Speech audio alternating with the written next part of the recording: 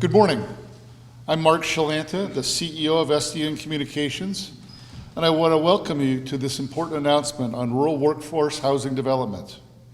We've assembled several businesses here that are stepping up to make big changes in South Dakota's rural housing landscape.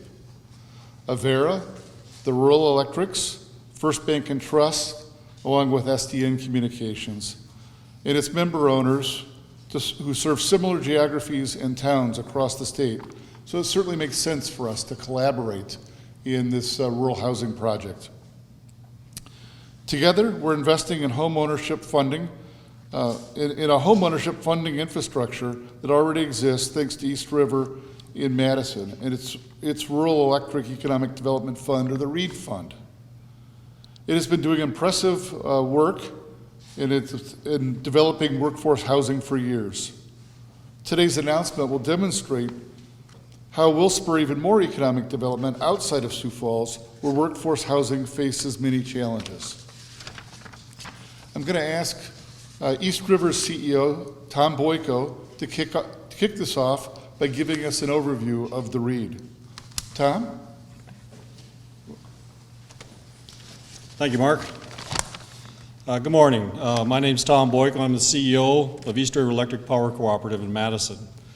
Thanks to SDN Communications for the invitation to be here today and for this exciting opportunity that we've been able to create with our partners.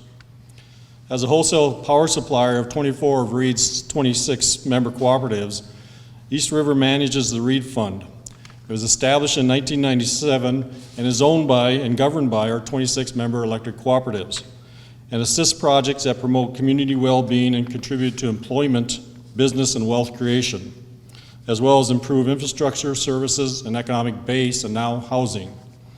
The electric cooperatives that manage the REED Fund abide by 7 universal cooperative principles. One of those principles is commitment to community.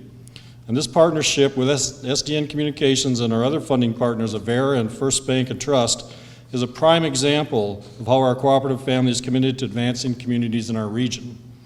Without adequate housing, communities struggle to maintain their workforce and population, leading to outmigration, eroding the employment base, and resulting in a downward spiral in all aspects of community well-being. This partnership will help this region begin to address the urgent need for quality workforce housing and will result in healthier communities. All business sectors, including healthcare, telecommunications, and electric cooperatives in rural areas, are looking for highly skilled staff. It can be a real challenge to recruit workforce without quality housing. We're excited to welcome SDN Communications in our effort to improving on this critical issue. This partnership will have an impact on people's lives across our region, and we produced a short video that will show you how this money will be invested in organizations like Shelter Incorporated that will bring affordable housing to rural communities and give you an example of how this work will change lives in small towns.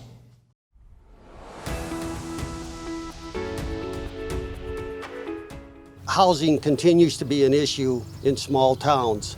Jobs are available, but yet we have no housing in these small towns where people can come in and live. There's a large lack of availability of housing in small communities, but then more than that, there's a lack of high-quality affordable housing. We have fought that issue for the last 30 years. You stop the growth of a community if you do not have the housing for them to be able to afford to get into. It's hard to get a true market appraisal for a home in small communities. It really changes the way the housing market works in most of our small towns. Shelter is really trying to address part of that by matching up what the construction cost of a new house is to what folks in the small community actually make for a salary and what they can afford to spend on housing. Having a program like this out there, which helps with the financing, makes a huge difference for these small communities. To be able to have a source to go to, such as REED, to be able to help with this situation makes a huge difference. It's really important for all of those larger entities to really play a pivotal role in the success of what we see as rural South Dakota. From SDN Communications providing our backbone for telecommunications infrastructure, Avera being in a number of my small communities, First Bank and Trust having a service area that's covering a lot of them, my electric co-ops serving all of rural South Dakota. Those are really the homeowners that we're trying to serve, and whether it's employees for those organizations or customers of those organizations or just helping South Dakotans in general be successful, that's really what we're trying to do. Once the proof of concept is out there and small communities have seen the success that you're able to have, our hope is really that the small town contractor and the small town developer can continue to move that forward without our support, and we can move on to the next community and really help the next town be successful with the same thing. For 30 years, we talked this issue, but we've never had the expertise to really work through it. And that's what we really like about this program, is that we finally now have the expertise where we can go to somebody and say, look, we have an issue here, we got a problem here, what can we do about it? How do we get through this? How do we address it? And how do we move forward so that we can help the individuals that do want to get into a house. This house is a beautiful home, and to be able to have some of these types of homes in our small community is a plus for everybody. Everybody wins on that.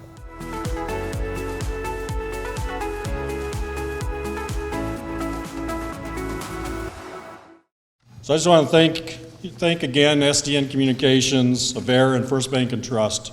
Without your help and commitment to the people of our area, this would not have been possible. So thanks again for stepping up. Appreciate it, Mike. So Tom, thank you. The video certainly demonstrates the value of homeownership in our communities. Avera Health has long had concerns about workforce housing for medical and support staff in its communities. Avera has also made a significant commitment to solve the housing crunch. Chief Strategy and Growth Officer Tom Clark is here to tell us why Avera is participating as well. Tom. Thank you, Mark. Good morning, I'm Tom Clark, the Chief Strategy and Growth Officer for Avera Health, and I'm honored to be here today. Almost a year ago, Avera committed $2 million towards the READ Revolving Loan Fund to support the development of single and multifamily housing. In addition, Avera is supporting an affordable housing project in Mitchell by donating 22 acres of land for 93 eventual homes. The partnership with Avera Mitchell Area Development Corp. And the City of Mitchell will be using some funding from READ to support the initial cost of infrastructure development. It is hoped that this project will be breaking ground in the spring of 2021. Adequate and accessible housing has become a growing concern in rural South Dakota over the past several years, and we're happy for opportunities, such as READ, to be a part of the solution. The workforce shortage in South Dakota is real. Avera, along with all of our employers, struggle to recruit skilled workers. This task is made even harder when the worker is identified, but lack of affordable housing creates a barrier for them coming to our state and our communities. And this affects quality of life as well. Just imagine that you're a young person right out of college and you have an interview for a job in a given community. What's the very next thing you do? You Google available housing. The same is true for families and retirees. If housing doesn't exist to suit their needs or their budget, they're going to look elsewhere. Avera's mission is to make a positive impact in the lives and health of persons and communities, and we at Avera are committed to our rural roots and the communities we serve. This commitment leads us to create greater access to quality health care in these communities, and this goes hand in hand with economic development, which helps these communities to thrive and support a vibrant quality of life.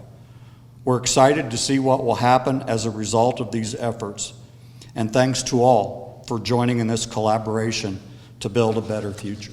Thank you. Tom, thank you. And Avera's participation in this fund as well. I also wanted to make sure we talk about First Bank and Trust, which is part of Fischbach Financial Corporation, headquartered in Brookings. It's one of South Dakota's largest privately held bank holding companies with 22 locations in 17 communities in South Dakota and Minnesota. Kevin Tetzlaff is here to talk about why they're investing in housing. Thank you, Mark. Again, my name is Kevin Tetzlaff, President of First Bank and Trust. First Bank and Trust is truly passionate and purposeful about making an impact in the communities we serve. And housing development has been a longstanding top priority. As we all know, there has been a longstanding challenge with the limited supply of affordable, available housing options in our rural communities. This has been an obstacle for the businesses we serve in retaining and attracting a much-needed workforce, as well as for providing the quality of life desired by those existing and prospective residents in those rural communities. New housing options are critical for the growth of our rural communities. Investing in affordable housing is needed to help build our communities and grow and sustain our local economies. That is why First Bank and Trust is proud to invest $1 million into this workforce housing fund, working alongside our community partners to ensure the long-term sustainability of our rural communities. I would like to thank the READ Board, along with all the other partners in this fund, for not only recognizing the need, but more importantly, being part of the solution. Thank you. Kevin, you're welcome, and thank you for your participation and investment in rural housing as well. Well, now it's time for SDN's check. And for that, I'm calling upon our board chairman, Denny Law, CEO of Golden West Telecommunications from Wall, South Dakota, along with Tom Boyko from East River to come forward for the presentation of our check.